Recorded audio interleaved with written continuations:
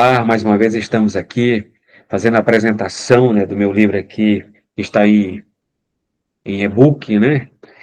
Trindade, uma verdade negociável, que estou trabalhando aqui a outra parte aqui, fazendo a apresentação nesse vídeo, né, do conteúdo que o livro tem, ainda que seja uma fala sucinta, né, uma síntese, né, porque você tem que realmente mergulhar, comprar o meu livro, né, na E2, né, e navegar o conteúdo preciso que tem dentro de todo o contexto do livro, tá certo? Então, eu trabalhei aqui essa questão aqui, né, os atributos e atos criativos de cada pessoa da Trindade, tá? Fiz aqui um resumo aqui no slide, mas você vai ver que eu coloquei o seguinte: a linguagem, os pronomes usados para cada pessoa da Trindade, tá? Ajuda a distinguir sua identidade, funções no hebraico, tá? Grego e português. Isso destaca a importância de conhecer melhor a Trindade na Bíblia, entendendo o significado que cada nome tem, tá?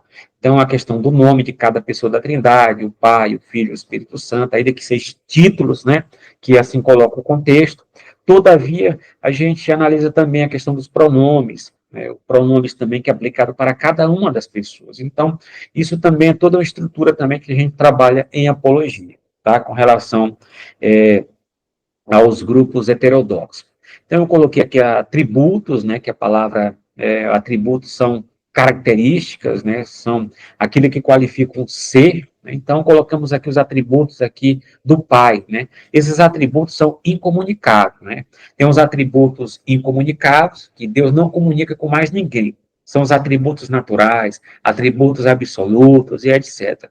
E tem os atributos, né, comunicáveis, os atributos morais, que ele comunica, né, com o ser humano, né, diante da sua graça e bondade, né, que ele realmente assim faz com o ser humano, que dentro dos atributos comunicáveis está o amor, retidão, santidade, né, mas a gente coloca santidade, Deus é santo por natureza, e nós somos santos por participação, tá? Então, nesse contexto aqui, eu trabalho os atributos do Pai, que são essas características, essas qualidades que o Pai tem, né, a questão da eternidade, ele é sem começo e sem fim. A gente pega até o Salmo 90, né, colocando aqui, realmente, aqui esse canto inário de Moisés, né, colocando a estrutura da eternidade de Deus, tá? Então, ele é onipotente. Eu falei para vocês que essa palavra onipotente é um termo técnico, né? Então, não tem na Bíblia, mas, de fato, a gente tem uma inferência do contexto, onde que ele se apresenta para Abraão, né, em Gênesis capítulo 17, ele apresenta realmente como o Todo-Poderoso, né, o grande eu sou, né, o Todo-Poderoso, tá? Então, ele aparece para Moisés como El Shaddai, né, que a gente interpreta como Todo-Poderoso, tá? Então, El Shaddai é Todo-Poderoso, que sem a tradução, né, do hebraico para a língua portuguesa, a gente tira a palavra Todo-Poderoso. Mas essa palavra Todo-Poderoso, a palavra Onipotente, são termos técnicos, né? Porque você vai dizer, a palavra Trindade não tem na Bíblia, também Onipotência não tem, né? Não tem na Bíblia. Também Onisciência também não tem esse termo técnico. Mas a partir de João 3:20, nós formamos o conceito de onisciência, todo conhecedor, né, o conhecimento de todas as coisas, isso é onisciência, o Pai tem. Presente, né, onipresente também não tem na Bíblia, mas é um termo técnico de parte aqui, ó, presente em todos os lugares, tá? Então, onipresença e onisciência nada foge, né, da onisciência de Deus. Então, dentro da onisciência de Deus também tem a presciência, o conhecimento prévio de todas as coisas, né? Jeremias 23:24, Deus é amor, né, isso está na carta joanina, né, que realmente, assim, Deus amou o mundo de tal maneira, no texto áureo, né, de João 3,16, né, então Deus prova o seu amor para conosco, né, demonstrando o amor sacrificial também em Romanos, capítulo de número 5, tá? Então, tem aqui os atributos que o Pai tem. Mas, atos criativos do Pai. Criação do universo, criou o céu e a terra, Gênesis 1:1, né? A criação da vida soprou vida no homem, Gênesis 2:7. Outra questão também que tem, né, atributos e atos criativos agora no Filho. Falamos do Pai, agora Filho, né? A mesma coisa tem no Filho, atributos do Filho, Jesus Cristo. Ele é eterno, existe desde toda a eternidade, só para você pegar aqui a questão lá. No princípio era o verbo era Deus, né? No princípio era o quê? Era Deus Filho estava com Deus Pai. A gente for pegar essa interpretação cristológica, tá? Dentro da questão da visão trinitariana. Onipotente, todo-poderoso, né? Então, Cristo é onipotente, né? É-me dado na terra todo o poder e tal. Então, está em Mateus 28:19. Onisciência, ele é conhecedor de todas as coisas. É o que Paulo coloca esses atributos em Colossenses 2 e 3. Outra questão que tem no Filho, né, onipresente, presente em todos os lugares, Mateus 28 e 29. Claro que na questão da encarnação, a gente tem que colocar Jesus assim, na visão que Orígenes colocou, e assim foi colocado também no Concílio de Calcedônia, 451, quando fala da união hipostática, que Jesus tem as duas naturezas, conforme os textos bíblicos, tá? Então, ele era divino e humano. E Orígenes colocou assim, né, a questão teós, antropós, né, ou antropos, que ele é Deus, homem, homem, Deus, tá? Então, ainda ele não se esvaziou dos seus atributos incomunicáveis, seus atributos naturais aqui.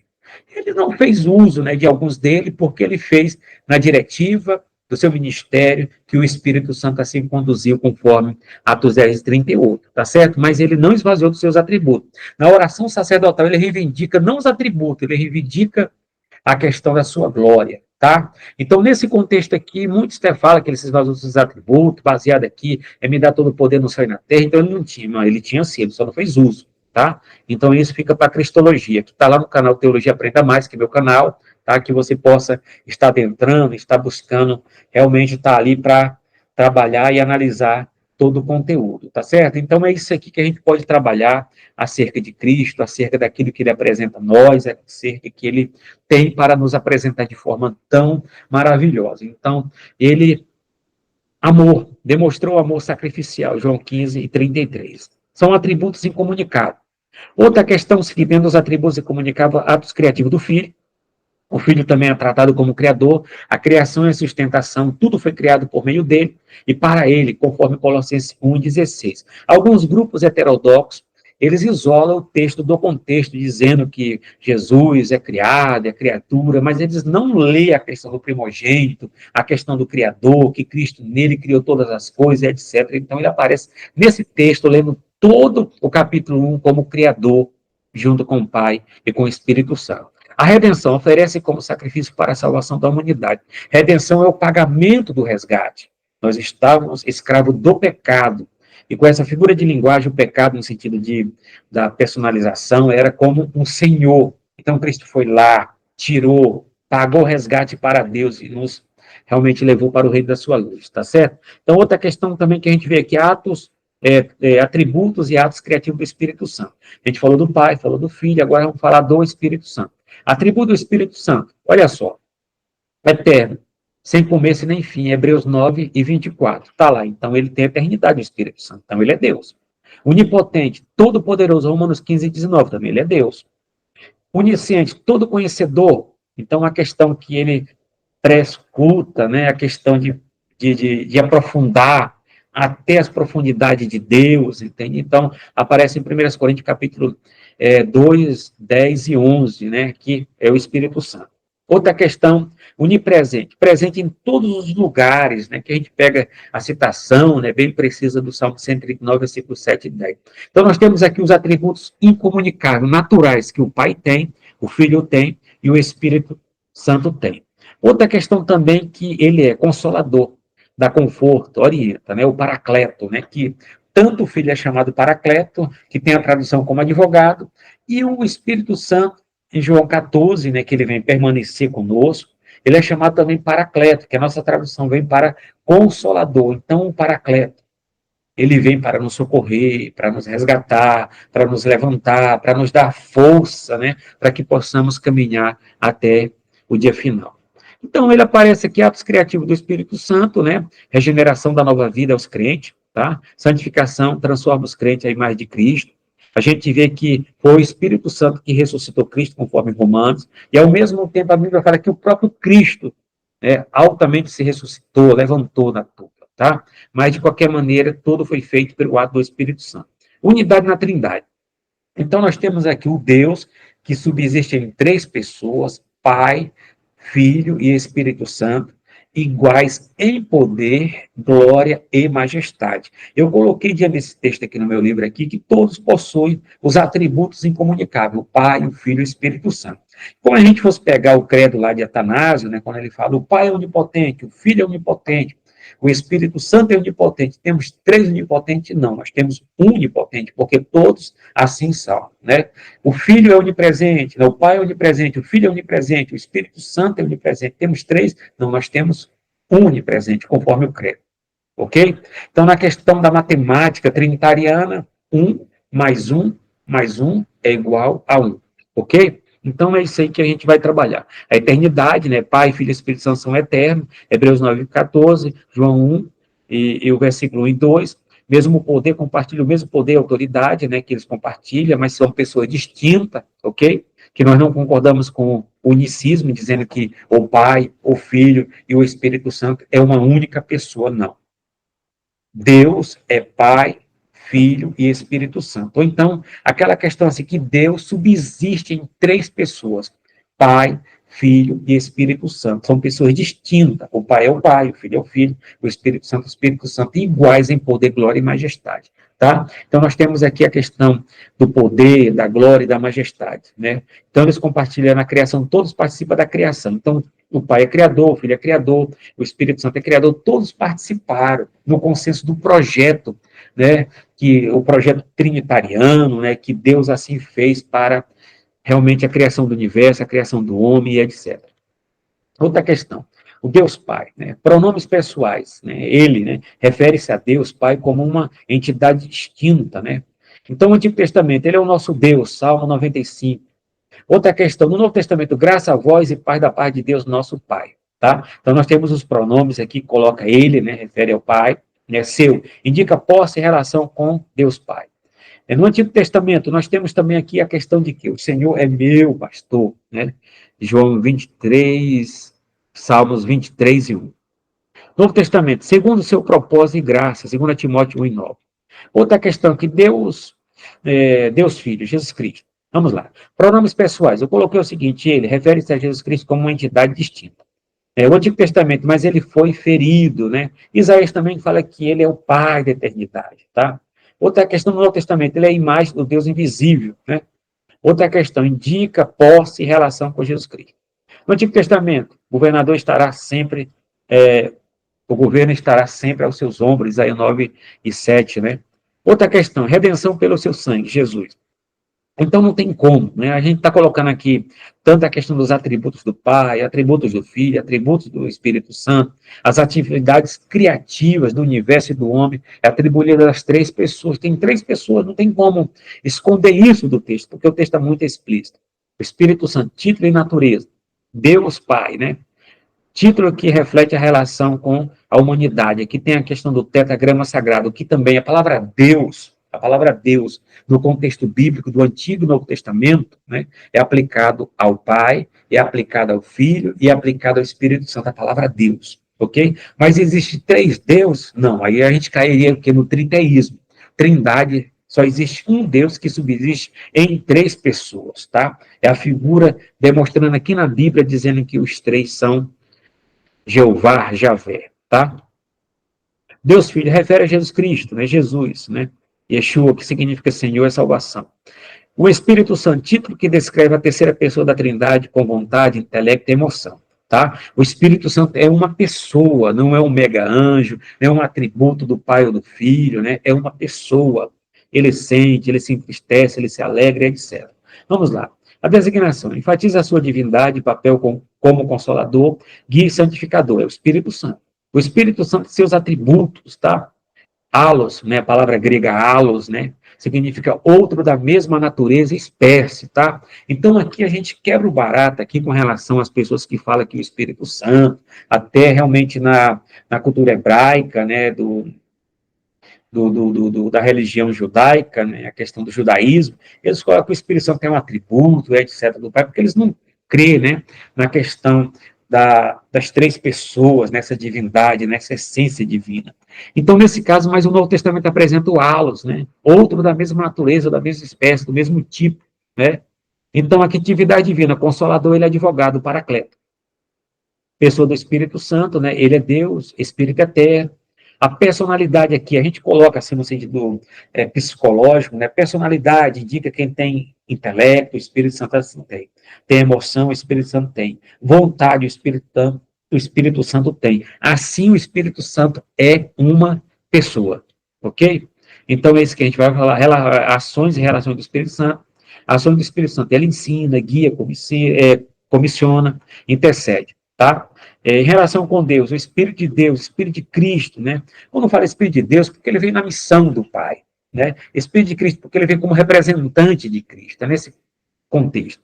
Símbolos, né? Isso aqui são símbolos alegóricos, representativos, metafóricos, tá? Que ele aparece como uma pomba, a questão do azeite, do fogo, do vento, da água e do selo. Então, a gente tem que ter um cuidado aqui quando fala da Augusto, dessa pessoa divina que o Espírito Santo é, vai dizer que ela é uma pomba, o azeite, isso aqui são figuras, né? Que apareceram, a questão lá no batismo de Jesus, etc, tá? Outra questão, relações com o homem e dons do Espírito Santo. Eu coloquei pré-Pentecoste, ação seletiva, esporádica, né, o que aconteceu no dia de Pentecoste, né, pós-Pentecoste, habitação permanente dos crentes, né, do Espírito Santo nos crentes. Então, dons do Espírito Santo, aí está a questão dos novos dons espirituais, mas tem muito mais outros dons ministeriais, etc, né. Outra questão também que a gente pode estar analisando é a questão de que dons do Espírito Santo, revelação, palavra da sabedoria, palavra do conhecimento, discernimento do Espírito, né, que é os dons do saber, né. Outra questão, inspiração, variedade de línguas, interpretação de línguas e profecias, né, são os dons de inspiração, né, são os dons de locuções. E poder, né, o dom de poder aqui, operação de milagre, dom de cura e de fé que vem primeiro. São esses novos dons que o Espírito Santo assim faz, porque ele é Deus. Coloquei isso para ter uma representatividade, a gente poderia entrar no canal Teologia Aprenda Mais e você ir lá na minha playlist, né, e entrar lá a questão de pneumatologia e você realmente adentrar na cristologia e também no conteúdo também de pneumatologia, ou então na teomatologia, na teologia propriamente dita, tá? Do ser de Deus. Então, trindade cristã, unidade, coigualdade, né? Pai, Filho e Espírito Santo são coiguais, coeternos, compartilhando a mesma essência divina. Está aqui o conteúdo, não tem como trazer um engano, então, a não ser que você quer usar uma desonestidade diante do texto, como muitas seitas assim faz, que são essas religiões heterodoxas que fazem uma lavagem cerebral na cabeça dos seus seguidores, né, dos seus devotos. Não são três deuses separados, mas o único Deus em três pessoas, tá? Então, aqui nós temos a questão do monoteísmo, né, composto, né, que a gente aprendeu lá em Deuteronômio 6:4, ouve Israel, o Senhor nosso Deus é o único, né, é o errade, unidade composta, nosso Deus é composto. Pai, Filho e Espírito Santo, dentro do monoteísmo aqui, que nós falamos só de um Deus, e não de três deuses, porque ninguém não é politeísta nem triteísta.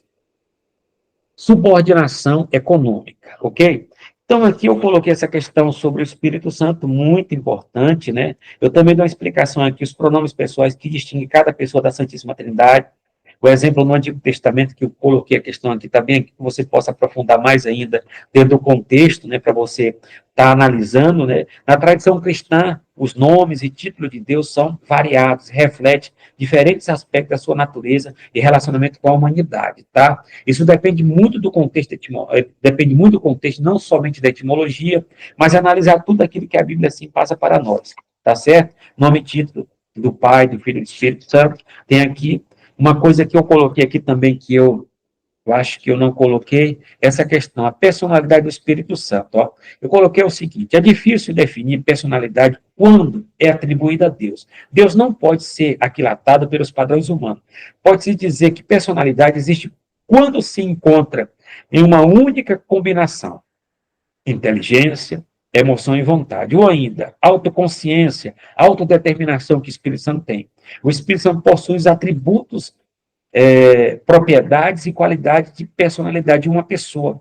Então, se pode atribuir a esse ser a personalidade, tá? Então, essa questão aqui que a gente coloca o que é personalidade, porque a gente fala, mas o Espírito Santo não tem corpo. Não, o Pai também não tem corpo. O Pai é incorpóreo, né? O único que teve corpo em si, que se fez carne, conforme a Bíblia assim nos apresenta, foi a segunda pessoa da Trindade, ou então Deus Filho, tá? E também a ordem, também nos textos, também eu pude aplicar também aqui no meu livro aqui, assim, em Mateus 28, né, 18, 19, quando aparece a questão da fórmula trinitariana, a fórmula do batismo, né, o Pai vem primeiro, o Filho vem em segundo, o Espírito Santo vem em terceiro lugar. Isso não quer dizer que o Pai é maior do que o Filho é maior do que o Espírito Santo, porque os três são iguais em poder, glória e majestade. Se você for pegar a bênção apostólica, né, a graça de nosso Senhor Jesus Cristo, o amor de Deus, nosso Pai, a comunhão do Espírito Santo seja com todos. Então, quer dizer, o Filho vem primeiro, o Pai vem em segundo, o Espírito Santo vem em terceiro. Mas você pega também, né, em 1 Coríntios, capítulo 12, 13, né, por ali, dentro do contexto ali, você vai ver que o Espírito Santo, em 1 Coríntios 12, né, o Espírito Santo vem em primeiro lugar na distribuição dos dons, tá? Então a gente tem que entender na história da salvação, na história da redenção, o Filho e o Espírito Santo se submeteu, nesse sentido que eu vou falar aqui, a subordinação econômica. Ele não se submete, entende, na trindade essencial, porque na trindade essencial todos são iguais em poder, glória e majestade. Agora, no projeto aqui da trindade econômico, que a gente vai trabalhar aqui, cada um deles tem uma missão, tem uma atividade, né, para se fazer, ok? Então, a gente vai trabalhar essa questão aqui, né, subordinação econômica, né, que eu coloco aqui, ó. Existe uma ordem nos papéis e funções, mas não na essência, né? Então, nessa questão aqui, na subordinação, eu até coloquei o seguinte, bora ver que eu coloquei todo aqui no slide. As três pessoas são iguais em natureza, divindade, desempenhando papéis diferentes na criação, redenção e santificação, tá? Eu mostrei para vocês vários textos bíblicos que o Pai é criador, o Filho é criador, o Espírito Santo é criador. O papel da redenção, claro que o Conselho Trinitariano, dentro do projeto, né, de salvação, do plano da redenção, claro que foi o Filho, né, a questão do pagamento do resgate para o Pai. Agora, o ministério da santificação, claro que cabe ao Espírito Santo, mas os três em si, né, que Deus é Pai, Filho e Espírito Santo, trabalha de todo esse conceito, criação, redenção e santificação, que é o projeto, né, arquitetônico maior da Trindade.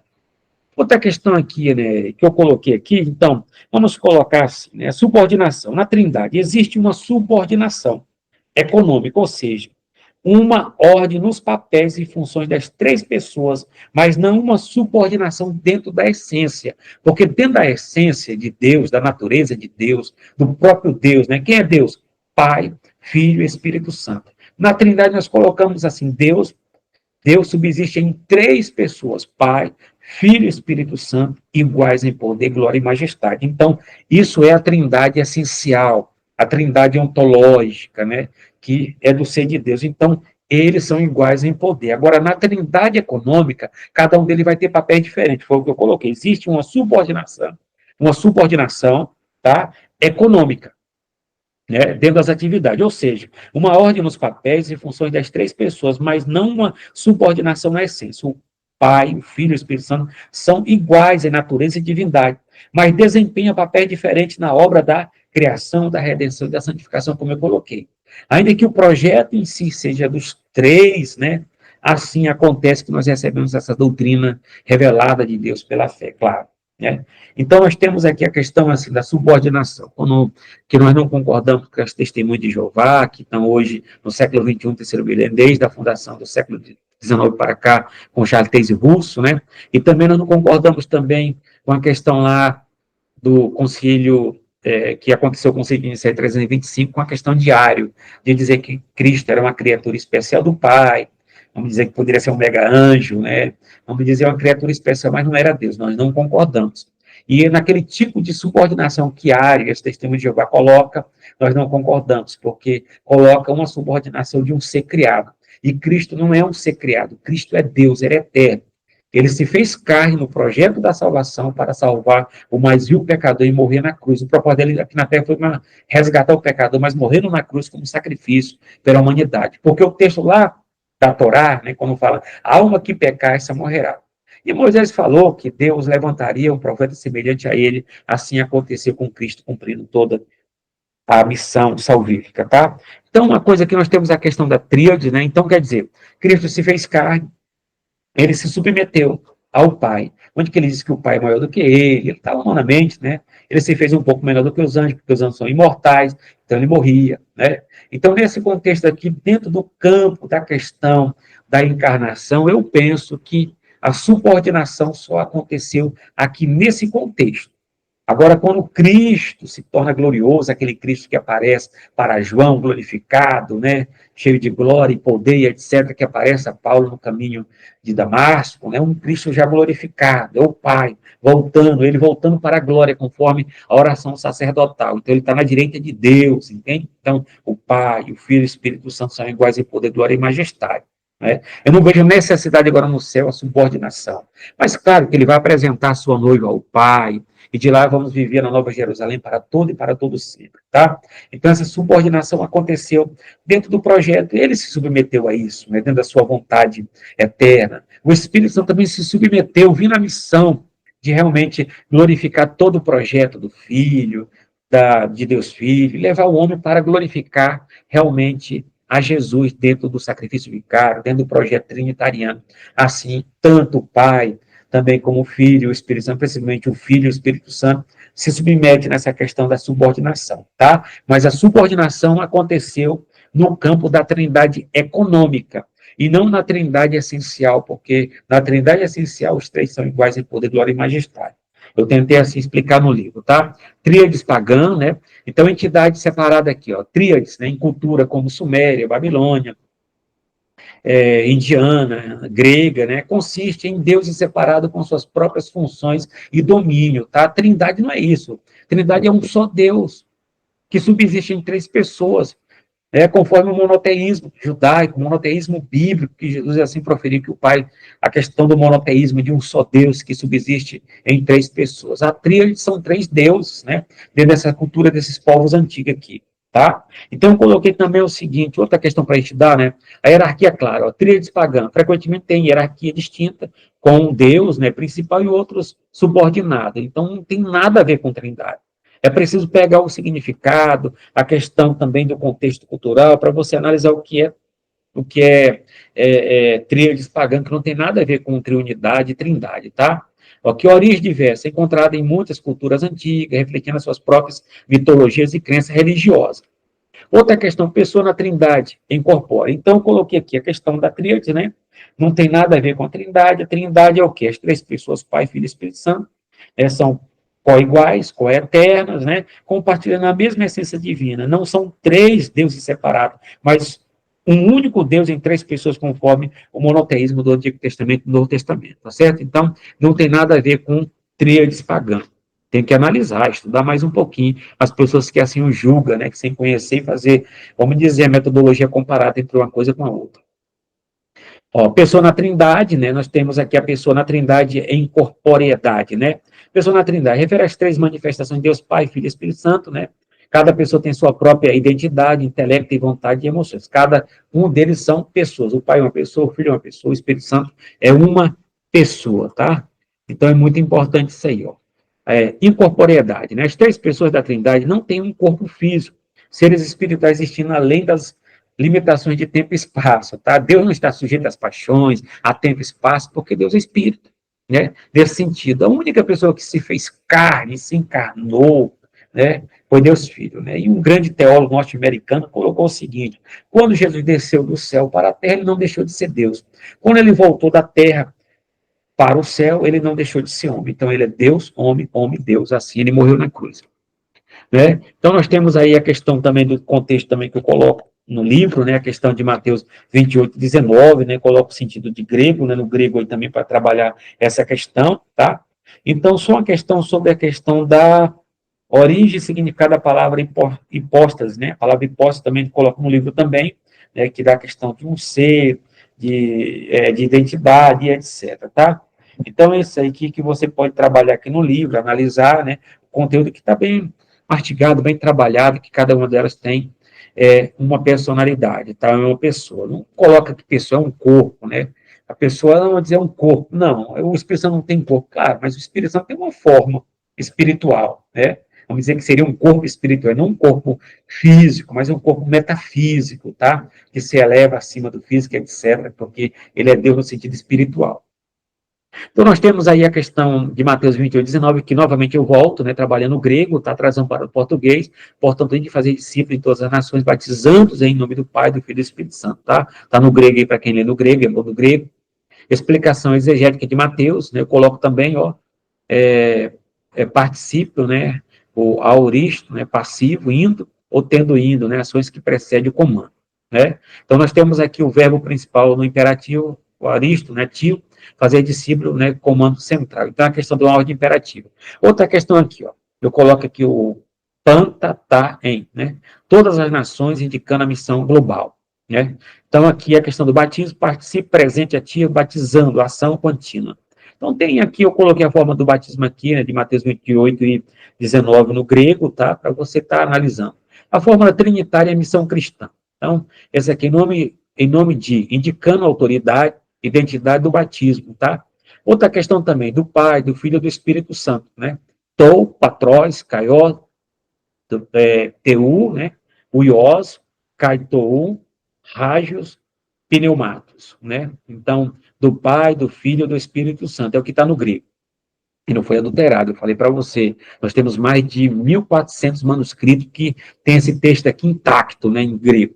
Trindade, base para a doutrina, mostrando igualdade e unidade das três pessoas, é que prova, né, a questão do conceito da trindade. Eu não sei que o cara entra numa desonestidade, né, sem conhecimento da manuscritologia, dizer que esse texto foi adulterado, e que Eusébio de Cesareia, tal, não sei o que, no livro História Eclesiástica, que eu bem expliquei em vídeos passados.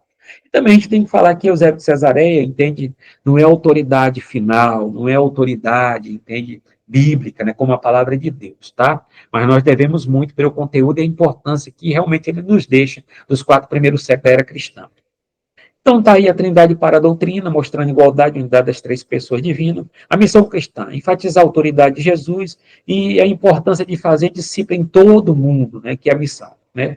Então, aqui, conclusão, a defesa da trindade que eu coloquei, o pilar fundamental da trindade é uma verdade profunda e misteriosa, né, sustentada no Antigo, quando no Novo Testamento eu coloquei os principais textos, né, colocando a questão do indício, né, da sombra do Antigo Testamento, mas tudo estava organizado, né, para se formar toda a estrutura da casa, toda a estrutura da doutrina.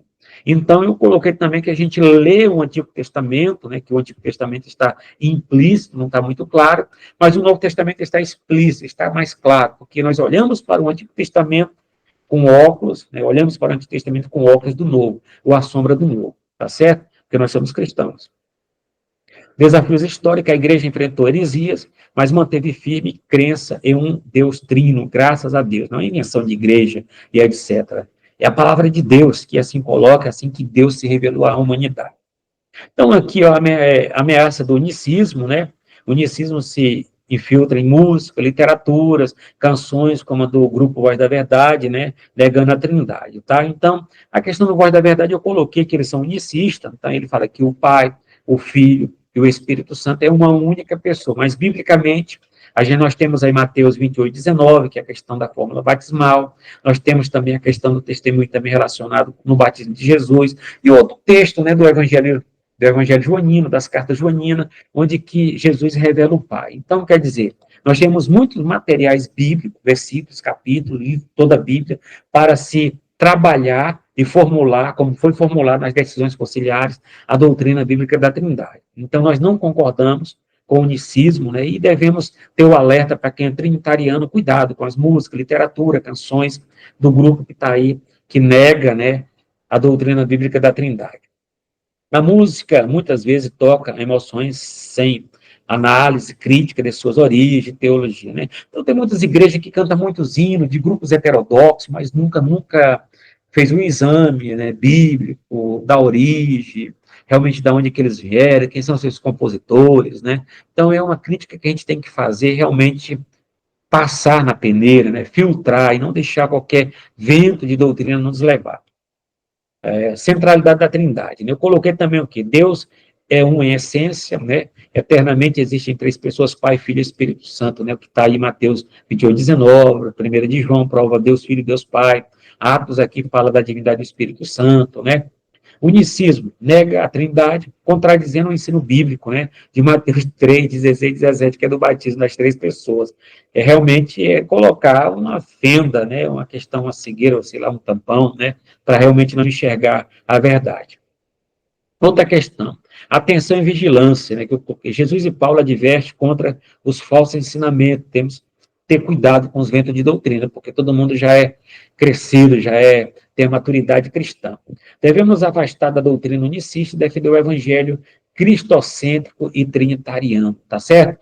Então, aqui eu termino essa parte aqui do livro, realmente trazendo aqui para você acessar, né, a Eduz, né, para comprar o meu livro, meu e-book, né, sobre Trindade, uma verdade negociável, ok? Eu imprimi ele aqui, tem aqui, se você quiser imprimir, você pode estar conversando comigo.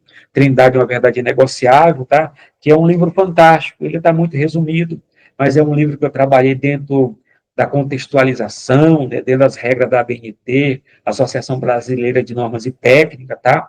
É um livro que eu trabalho com contexto, né? São as questões bibliográficas, né, que a gente trabalha em todo esse livro, tá certo? Então, tem uma citação de São Tomás de Aquino, os 4 pilares da cosmovisão judaico-cristã, tá? Que está no livro, criação, queda, redenção, e a consumação de todas as coisas que o nosso Deus uno e trino, né, realmente prepara a sua igreja para a entrada realmente da nova Jerusalém, tá? Obrigado, que Deus em Cristo nos abençoe poderosamente, né? E ficamos com aquele texto tão precioso que aparece aqui, aparece em que você conhece agora de cor e salteado para fecharmos esse momento tão especial. Quero fazer essa leitura bíblica, né, em 2 Coríntios, né, em 2 Coríntios, aqui eu não vou ler aqui no hebraico nem no grego, vou ler aqui na língua portuguesa mesmo, tá? A língua portuguesa. Então, aqui aparece aqui no versículo 13 aqui, né? Eu estou na Almeida Revista Atualizada, então. A graça do Senhor Jesus Cristo e o amor de Deus e a comunhão do Espírito Santo sejam com vós todos, e todos digam amém. Aqui está um contexto que prova que Deus subsiste em 3 pessoas, iguais em poder, glória e majestade. Mas são pessoas distintas. O Pai é o Pai, o Filho é o Filho, o Espírito Santo é o Espírito Santo. Mas existe, de fato, na Bíblia Sagrada, esse Deus que é Pai, Filho e Espírito Santo. Assim eu procurei, no sentido apologético, né, tá provando e procurando defender e adorar esse Deus que é uno e trino. Ok? Acesse lá, Eduz, compre o meu livro, vou deixar também colocado também esses vídeos para que possa ter orientações, e qualquer coisa também entra no meu canal Teologia Aprenda Mais, que eu tenho mais de 300 vídeos gravados, para que você possa se alimentar, você possa navegar no conteúdo sacro, no conteúdo teológico de uma teologia conservadora. Então, até mais, que Deus em Cristo abençoe a todos, em nome de Jesus.